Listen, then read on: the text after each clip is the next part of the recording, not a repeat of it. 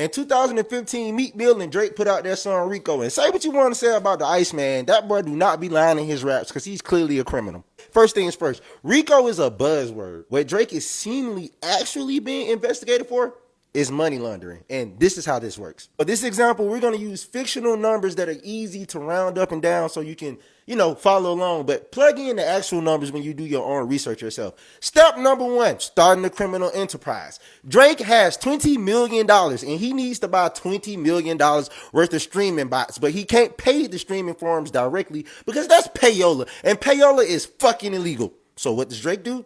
He gets an endorsement deal from Stake. How much is the endorsement deal? $20 million.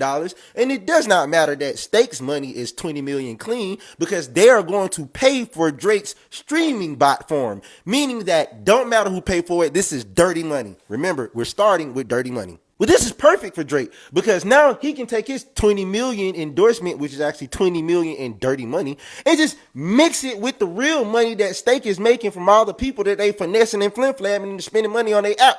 Stake has tipping, and on this tipping, it's alleged that they don't follow any other fucking regular rules of financial transfer in America. Oh no, this shit is like Cayman Islands. Layering means taking the money and moving it between shell companies and accounts so that you can't find the origin of where it was sent from. Well, this was Drake was doing with the tipping, allegedly. All the way at the top, you got Drake, and Drake, next to Drake is Stake. And Drake uses Stake to pay all his homeboys through these tips that Stake says they're legitimate, but no, it's actually just all Drake's money. And Drake is moving his $20 million through all these gifts and tips and shit, and then they take the gifts and tips and shit and then send them to King Academics. King Academics take the tips and shit, turns them into crypto, cashes out the crypto, but he's not trying to take the 20 million for himself.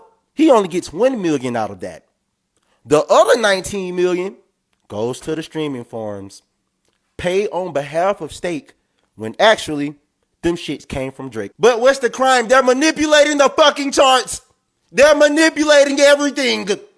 And now, when Drake suddenly gets $20 million in fucking streaming bots, 6 months later, his album looks like the biggest album that ever came out. More endorsement deals, more concerts. All of the dirty money has now been turned into clean money that Drake's get paid off the songs that he botted up. This whole thing is a fucking shit. Wow. Yeah, that's a scam. This last step, where Drake takes his dirty money, cycles it through the entire system, and that last thing is able to make clean money that he can then put into his pockets, that's called integration. That means the cycle is done. Drake is a criminal, full-on money launderer, allegedly.